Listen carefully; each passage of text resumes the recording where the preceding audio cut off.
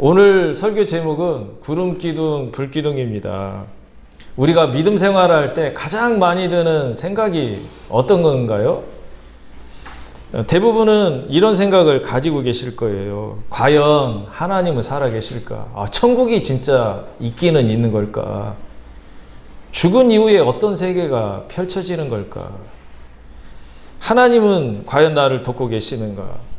또 내가 하나님께 내 인생을 맡기면 하나님이 나를 끝까지 책임지실까 하는 이런저런 의문이 드실 겁니다.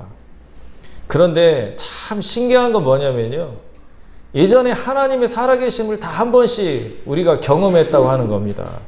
하나님이 살아계셔서 놀라운 도우심을 준 체험들을 다 가지고 있는데 조금만 문제가 어려우면 또 하나님이 안 계신 것 같고 예전에 하나님을 찬양하고 주님이 행하신 그 기적을 경험하며 일어섰었는데 조금만 힘들면 문제가 안 풀리면 하나님을 향해 불평불만을 한다고 하는 겁니다.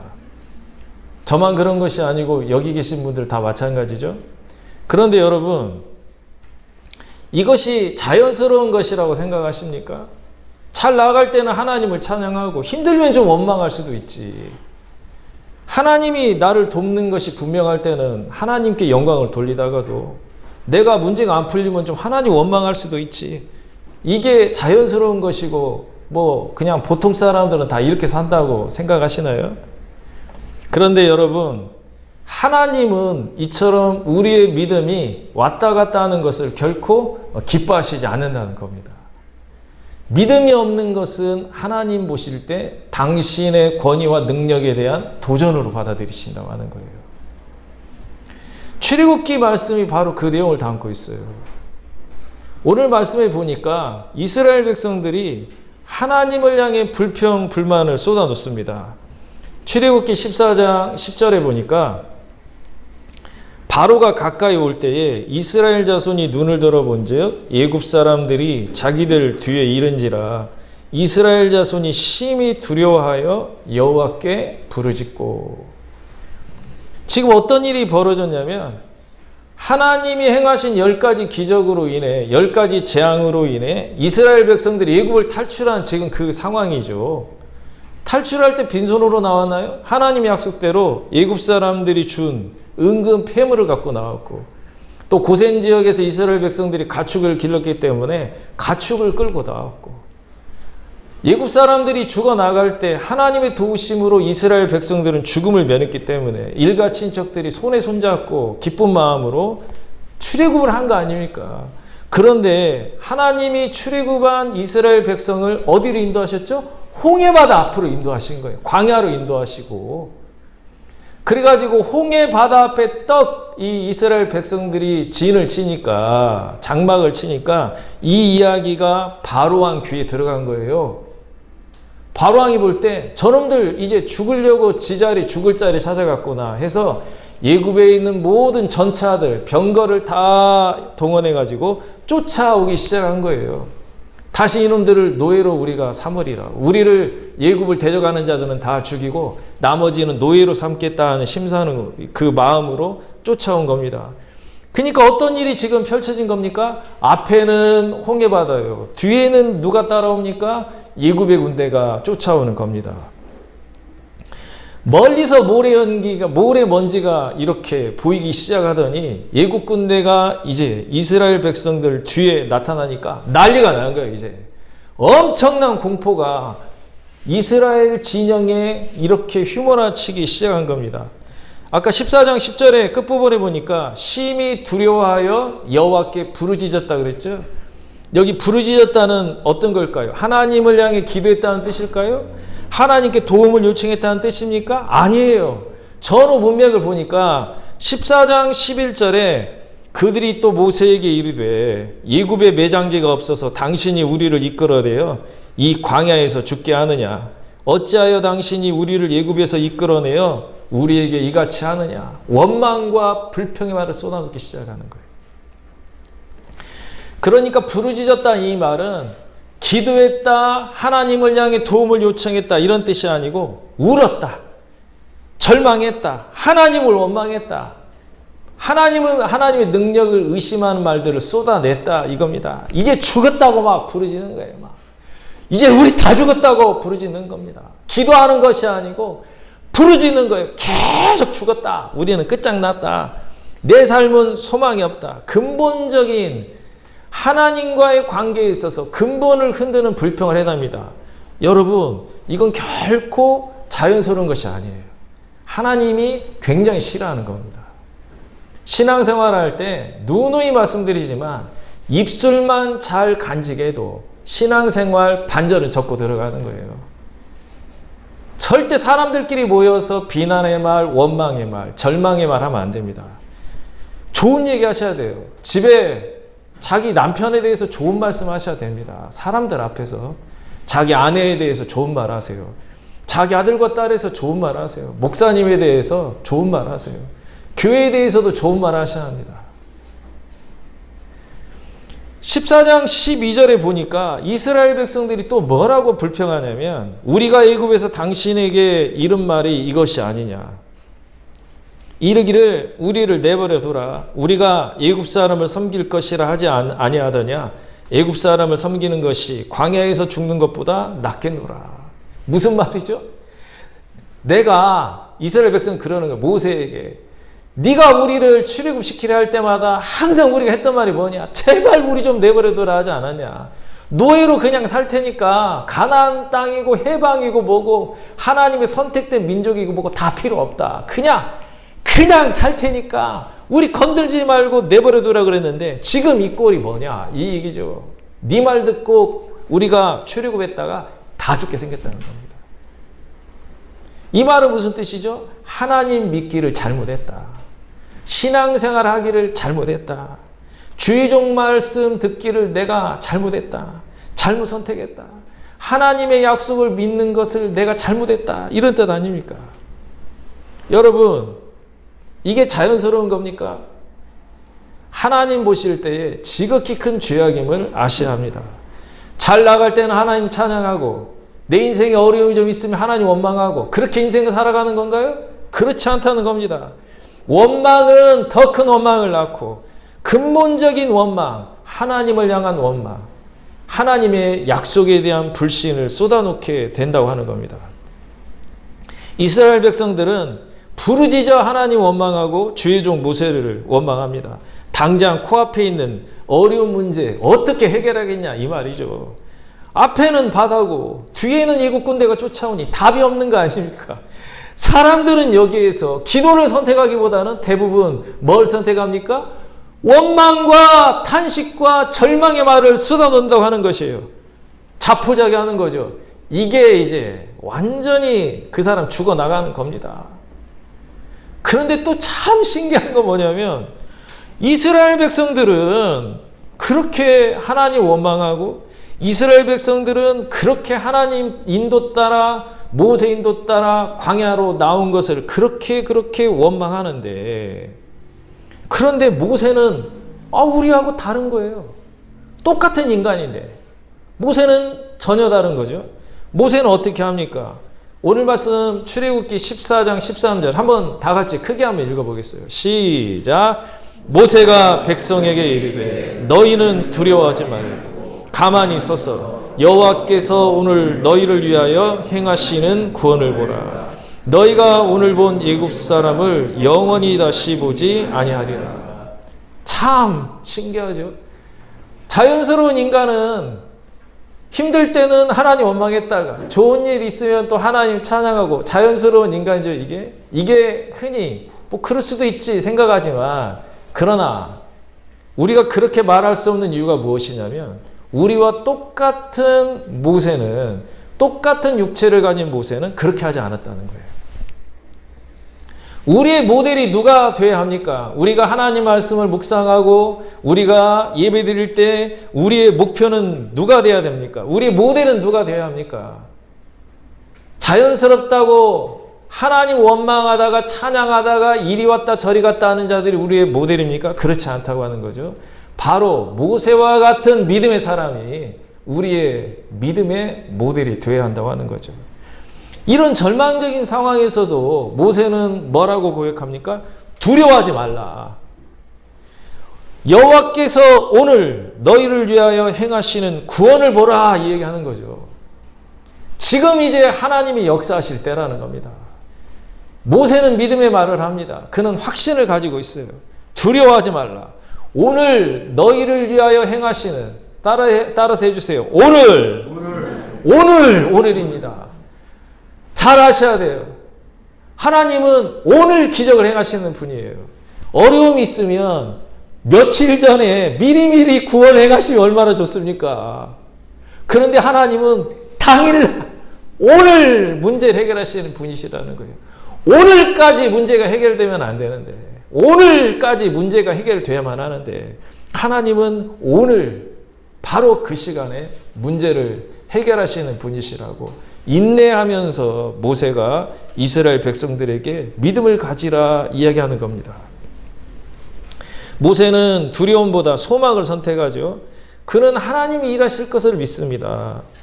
앞에 있는 홍해바다와 뒤에 쫓아오는 이국 군대를 하나님이 능히 해결하실 것을 모세는 의심하지 않는 겁니다. 그리고 출애굽기 14장 14절에 보니까 모세가 이스라엘 백성들을 향해 또 이렇게 말씀합니다. 여호와께서 너희를 위하여 싸우시리니 너희는 가만히 있을지니라. 뭐라고 얘기합니까? 여호와께서 너희를 위하여 싸우시리니 너희는 가만히 있을지니라. 여기 한번 잘 보세요. 너희는 가만히 있을지니라. 무슨 말 같아요? 무슨 말 같습니까? 잠잠하라 이런 뜻이죠. 근데 히브리어로 가만히 있을지니라, 이것이 하라시인데 어떤 의미인 줄 아세요? 원래 본 뜻은 뭐냐면 벙어리가 되라, 이런 뜻이에요. 모세가 이 얘기하는 거죠. 아무 말하지 말라는 겁니다. 하나님이 일하실 것을 믿고 하나님이 기적을 행하실 것을 믿고 벙어리가 되라는 겁니다. 제발 좀 죽겠다, 원망의 말, 못 살겠다, 이제 실패했다, 내 인생은 끝이다, 이러면 하지 말라는 겁니다. 나는 소망이 없다, 아우 문제가 안 풀리면 어떡해, 앞으로 내 미래가 잘 안 풀리면 어떡해, 이런 말 하지 말라는 겁니다. 어떤 이야기를 하라는 것이죠? 감사의 말. 이제 오늘 너희를 위하여 하나님이 일하실 것이다. 여호와께서 너희를 위하여 싸우실 것이다. 믿음의 말을 하라는 겁니다. 하나님이 능력이 많으신 분이심을 믿으라는 겁니다. 이 탁월한 믿음의 사람 모세를 통해 하나님의 능력이 이스라엘 백성 가운데 임하는 거 아닙니까? 사랑하는 성도 여러분, 믿음을 견고히 여러분이 갖게 되면 여러분만 사는 것이 아니고 여러분 주위의 모든 사람들이 살아난다는 것을 믿으시기를 바랍니다. 그러면 여기에서 우리가 한 가지 의문을 갖게 되죠. 어떤 의문을 갖습니까? 왜 모세도 똑같이 사람이고 이스라엘 백성들도 똑같이 사람인데 왜 모세는 이처럼 탁월한 믿음을 갖고 있고 이스라엘 백성들은 왜 그렇게 왔다 갔다 하는가? 10가지 재앙 똑같이 모세도 받고 똑같이 이스라엘 백성들도 받고 지팡이가 뱀으로 변하는 거 똑같이 이스라엘 백성도 받고 모세도 받고, 그렇죠? 똑같은 능력을 다 바라봤는데 누구는 믿음을 견고히 붙잡고 있고 누구는 왔다 갔다 하는가?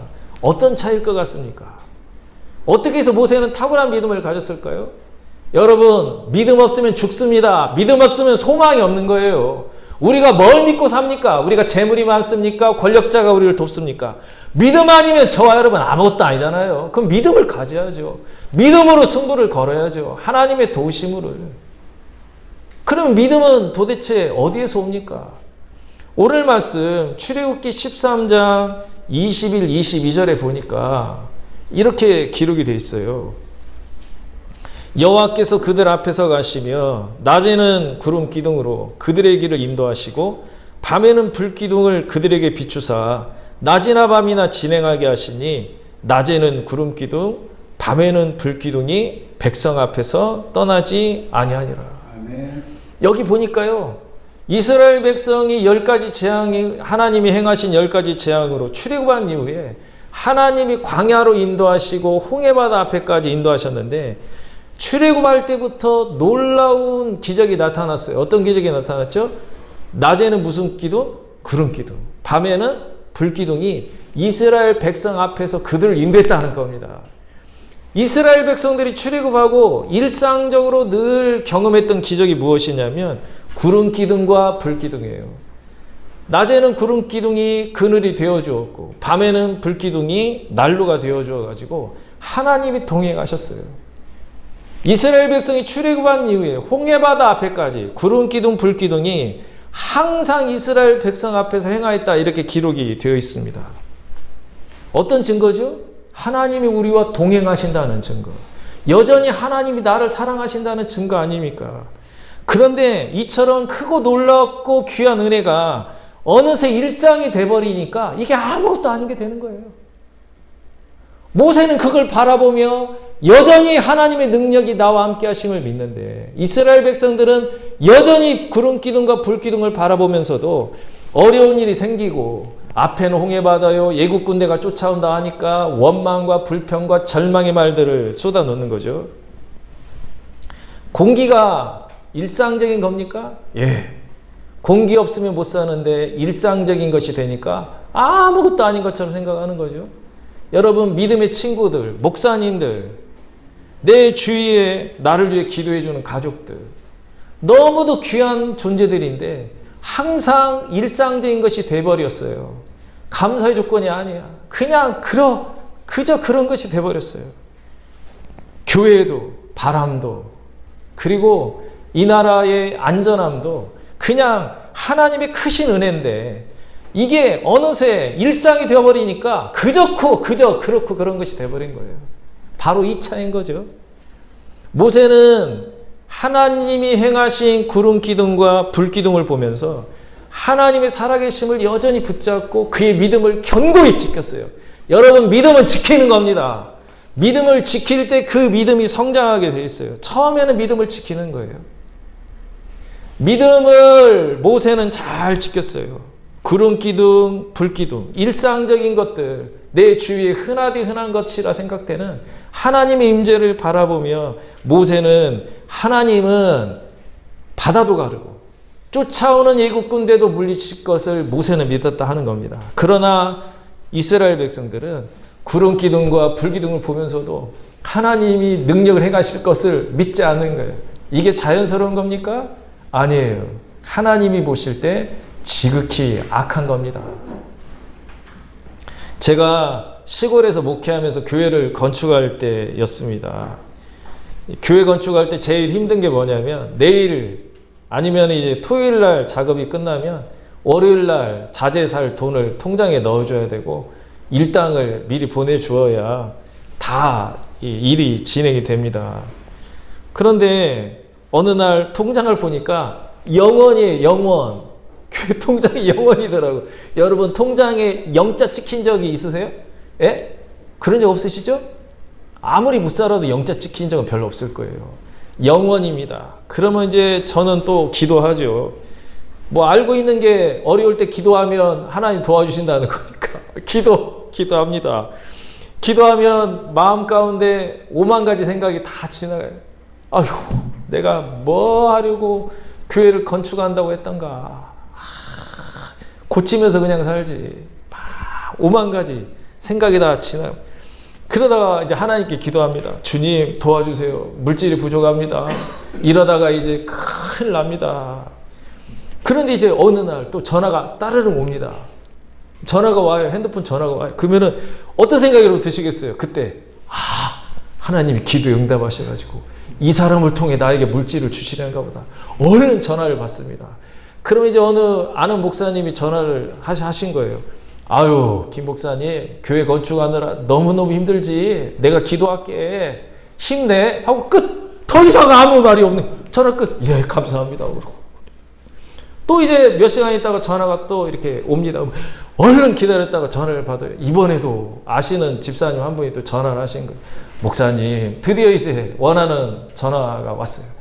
목사님, 교회 건축하느라 힘드시죠? 제가 정말 조금 보냈으니까 교회 건축하는데 보태 쓰세요. 얼마나 마음이 기쁜지. 그때는 뭐 스마트폰 이거 잘 뭐 은행 이게 잘 발달돼 있지 않아가지고 이제 얼른 봉고차 타고 면사무소 있는 농협에 가가지고 통장을 찍어 봅니다.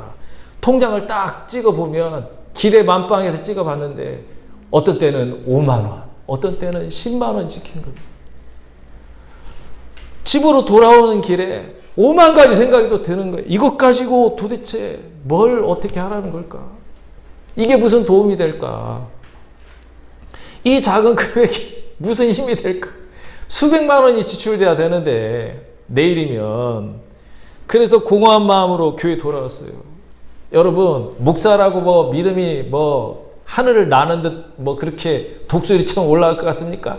진짜 새카매져요. 세상이 새카매져요. 새카매지고 털썩 주저앉아가지고 기도는 뭐 기도 그냥 원망만 쏟아놓고 이렇게 있다가 그러다가 어떤 기도를 또 하게 되냐면 하나님 정말 이러시면 안 됩니다 하다가 갑자기 또 어떤 생각이 들기 시작하냐면 이게 이제 그 갈림길인 것 같아요. 가만히 생각해 보니까 생각해 보세요. 전화를 걸어서 나에게 위로의 말을 해준 그것도 어떻게 생각이 드세요? 그 감사한 거죠. 감사가 되더라고. 일이 되려고 그랬는지 모르지만 또 5만 원, 10만 원 보내주신 분도 정말 감사가 되잖아요. 나를 생각해서 그런 것이니까 감사가 되잖아.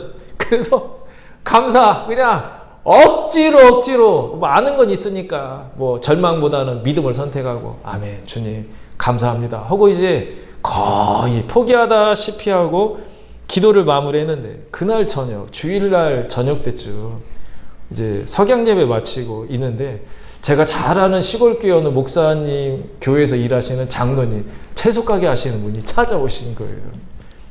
기대하면은 실망도 크잖아요. 그렇죠? 기대하면 실망도 크기 때문에 그냥 기대를 안 하고 이러고 있었는데 그분이 이렇게 오셔가지고 정말 힘들게 일하시는 분이에요. 목사님 교회 건축하느라 너무너무 힘드시죠? 하면서 이렇게 봉투에다가 이렇게 건축원금을 드리고 왔어요. 그러면서 우리 목사님 아시면 절대 안 됩니다 하고 이렇게 가셨어요. 나간 뒤에 이제 이 봉투를 열어보니까 정말 수백만 원이 들어있었어요. 그 안에. 저는 그렇게 하나님의 일하심은 오늘입니다. 오늘까지 버텨야 되는 거예요. 그래서 이런 생각이 이 체험들을 통해 볼 때 오늘 말씀이 저에게 이렇게 다가와요. 모세도 구름 기둥과 불 기둥을 그렇게 바라보지 않았을까? 사랑하는 성도 여러분, 여러분에게 누군가 여러분을 위해 기도하고 있다는 따뜻한 말 한마디, 내 지금 형편 해결하기에는 아무것도 아닌 것 같잖아요. 누가 밥 한번 사 먹으라고 조그만 봉투에 몇만 원 넣어줄 때 여러분 그것이 여러분 경제생활에 얼마나 큰 도움이 됩니까? 아무 도움이 안 되는 것 같고, 그리고 누가 선물 하나 나에게 해줄 때 과연 이 어려운 문제를 해결하는데 무슨 도움이 될까? 여러분 정말 아무것도 아닌 것 같잖아요.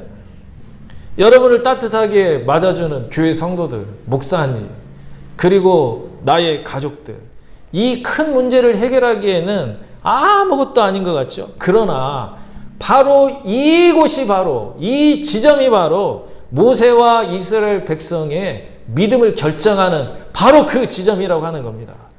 모세는 이처럼 일상에 나타나는 작은 하나님의 도우심과 은혜를 통해 더 큰 기적을 행하심을 기대하고 나갔지만 이스라엘 백성들은 그 하나님의 일상에 베풀어 주시는 그 하나님의 사랑을 애게게 했다는 거예요. 이거 가지고 아무 해결도 못해.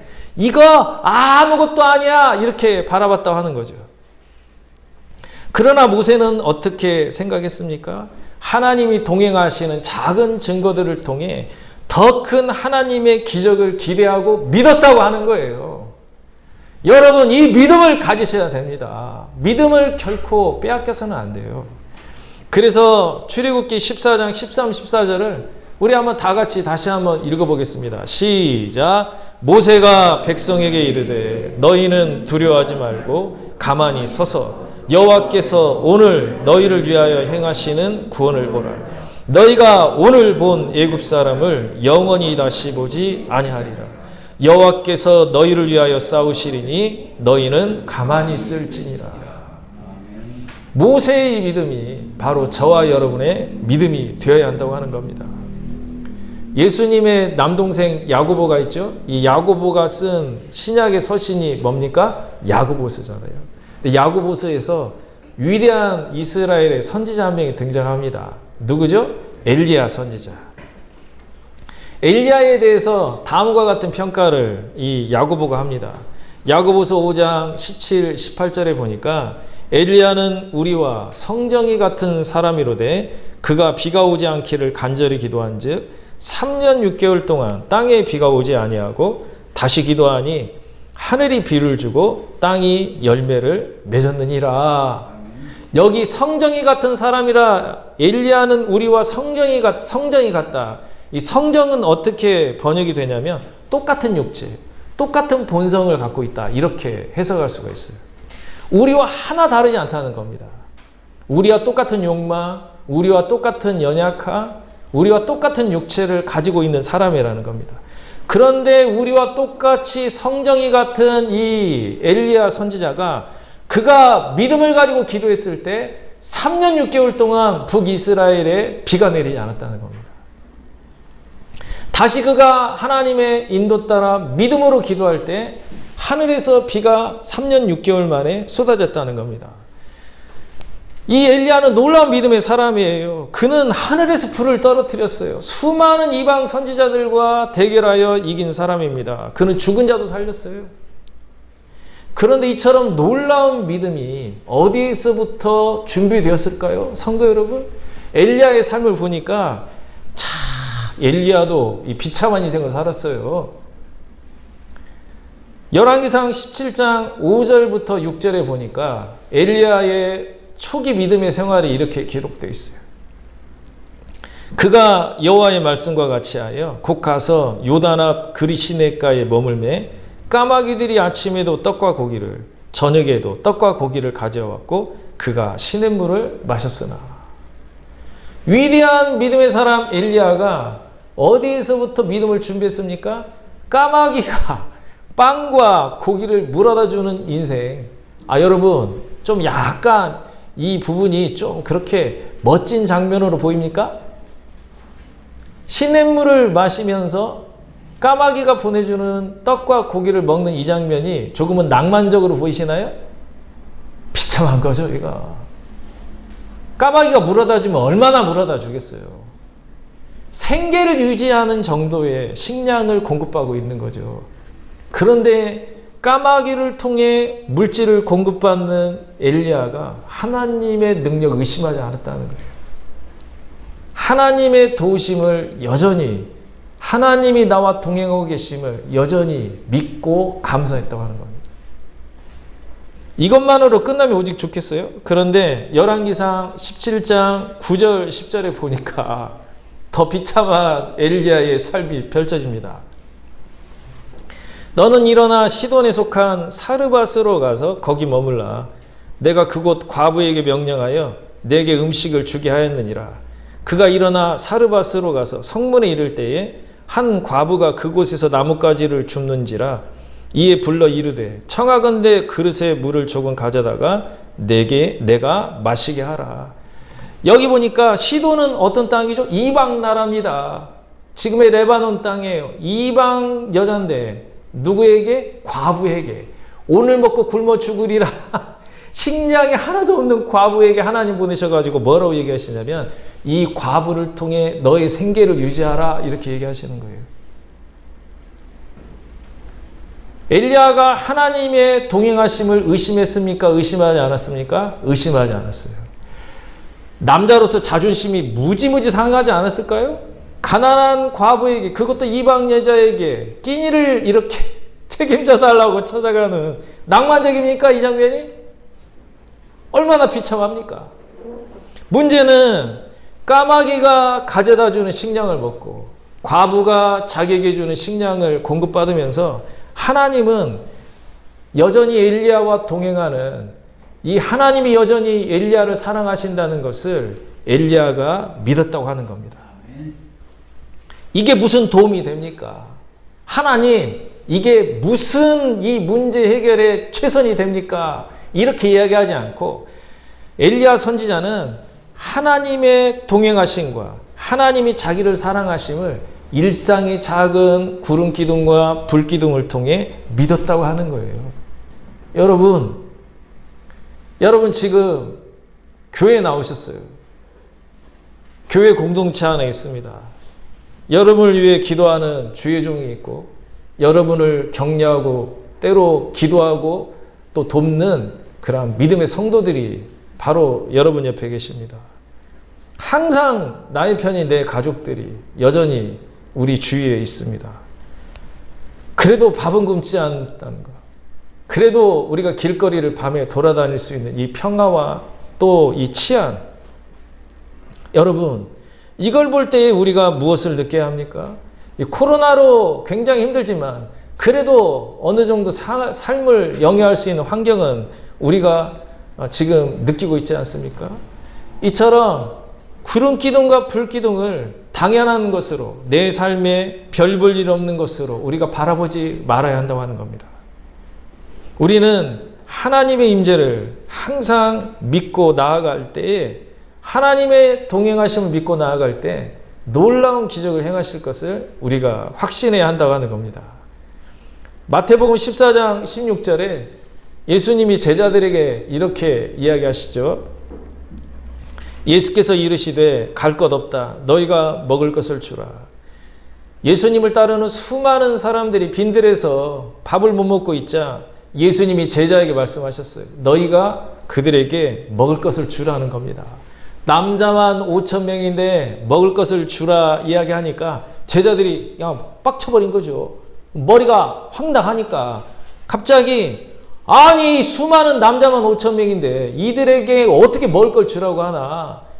예수님이 너무 무리한 요구를 우리에게 행하지 않나. 이렇게 제자들이 불평했습니다. 그래서 제자들이 예수님에게 입이 삐죽 나와가지고 이렇게 이야기합니다. 마태복음 14장 17절에 보니까 제자들이 이르되 여기 우리에게 있는 떡 5개와 물고기 2마리 뿐이니이다.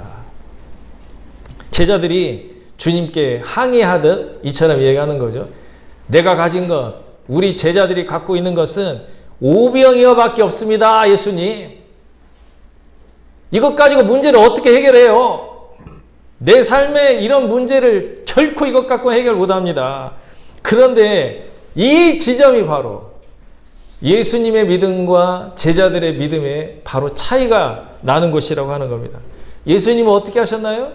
오병이어를 가져오라 하시고 마태복음 14장 18절 21절에 보니까 이르시되 그것을 내게 가져오라 하시고 무리를 명하여 잔디 위에 앉히시고 떡 5개와 물고기 2마리를 가지사 하늘을 우러러 축사하시고 떡을 떼어 제자들에게 주시매 제자들이 무리에게 주니 다 배불리 먹고 남은 조각 12바구니에 차게 거두었으며 먹은 사람은 여자와 어린이 외에 5,000명이나 되었더라. 여기 19절 가운데뿐 보니까 하늘을 우러러 축사하셨다 그랬죠. 하늘을 우러러 축사하셨다. 이 축사의 뜻이 무엇일까요?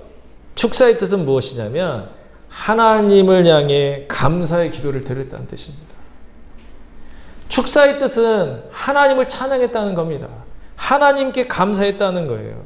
하늘을 우러러 보며 오병이어 일상의 내 삶에 아무런 도움도 안 될 것 같은 이 구름 기둥과 불 기둥을 보면서 감사의 마음을 갖게 되었고 하나님이 이걸 통해 더 큰 기적을 행하실 것을 예수님은 믿었다고 하는 겁니다. 이 예수님의 장성한 분량만큼 저와 여러분도 자라가야 하는 겁니다. 내 삶에 흔하디 흔한 이런저런 내 삶에 필요한 것들, 이 채워지는 것들, 하나님이 나에게 일상적으로 주시는 것들에게 감사하십시오. 하나님이 나에게 행하시는 그 작은 기적들을 우리가 감사할 때에 우리의 믿음이 계속 유지가 되고 그 믿음이 커지고 커져서 우리가 놀라운 기적을 체험하는 그 단계로 나아가게 될 것입니다. 사랑하는 성도 여러분, 믿음을 잘 지키세요. 믿음을 잘 키우시기 바랍니다. 믿음을 잘 성장시키기 바랍니다. 아멘. 하나님이 저와 여러분에게 놀라운 기적으로 함께 하실 것을 우리가 믿습니다.